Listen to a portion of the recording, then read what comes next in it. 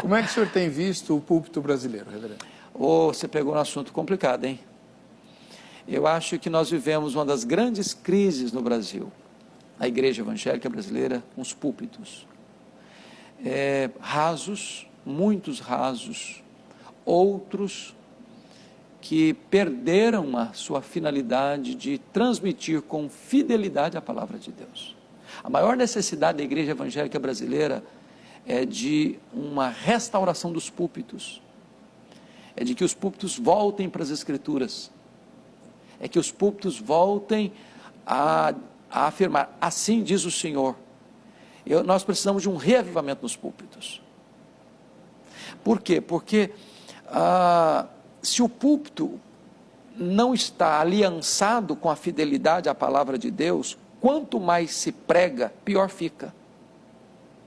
Pior fica. E infelizmente hoje há muitos púlpitos que torcem a palavra de Deus. Preocupantemente, às vezes até conscientemente, para alcançar determinadas, ou atingir determinados interesses pessoais ou vantagens pessoais. Então a palavra de Deus não pode ser torcida para atender à minha vontade. A palavra de Deus precisa ser transmitida com integridade, com fidelidade. É por isso que nós fazemos, é um termo que nós usamos muito, mas talvez os nossos telespectadores não podem entender por completo, é a palavra exegese. Você vai para o texto para tirar do texto o que está no texto. Eu não vou para o texto para impor ao texto as minhas ideias. Eu vou para o texto para tirar dele o que está lá. Porque Deus não tem compromisso com a palavra do pregador. Deus tem compromisso com a sua palavra. O que tem a promessa de não voltar vazia não é a palavra do pregador. É a própria palavra de Deus. Quando o pregador não prega a palavra de Deus, ele se torna um falso profeta. Porque promete em nome de Deus o que Deus não está prometendo, proíbe em nome de Deus o que Deus não está proibindo. Então é gravíssimo. A sua pergunta para mim é soleníssima.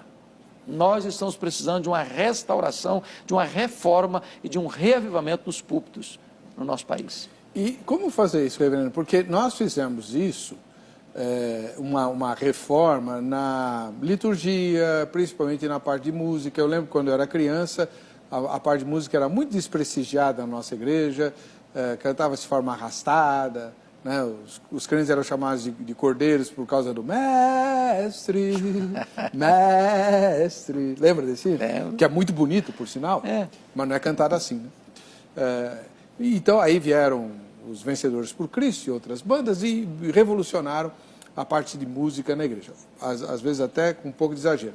Há cultos em que tem muito mais música do que pregação, né? Por uma razão. Por exemplo, quando a pregação é fraca, outra coisa é para você preencher esse vazio, esse espaço. Então, você sabe, quando você chega numa igreja, eu prego em muitas igrejas, diversas denominações, eu chego, imediatamente eu tenho um diagnóstico, se esta igreja é uma igreja que está acostumada com o cardápio da palavra de Deus ou não. Quer um exemplo? Você chega, abre o texto para pregar, e leia o texto, terminou de ler, o povo faz isso aqui, ó. Você pode saber que essa igreja não está acostumada com Bíblia. Ela não vai, ela não tem expectativa de que o pregador vai pegar aquele texto que leu e vai expor aquele texto. Porque tem pregador que lê o texto, vai embora o texto, nunca mais volta para o texto. Então, uma igreja acostumada com a exposição da Bíblia, ela vai acompanhar. E aí é maravilhoso, porque o pregador, se ele não pregar com fidelidade, o povo vai perceber, não, o pastor está pregando uma coisa aqui que não está aqui. Mas não é isso que o texto está dizendo.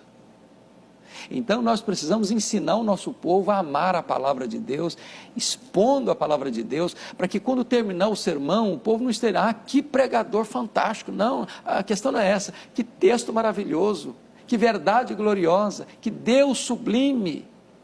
Então, não vai se encantar com o pregador, vai se encantar com a pregação. Amém, glória a Deus.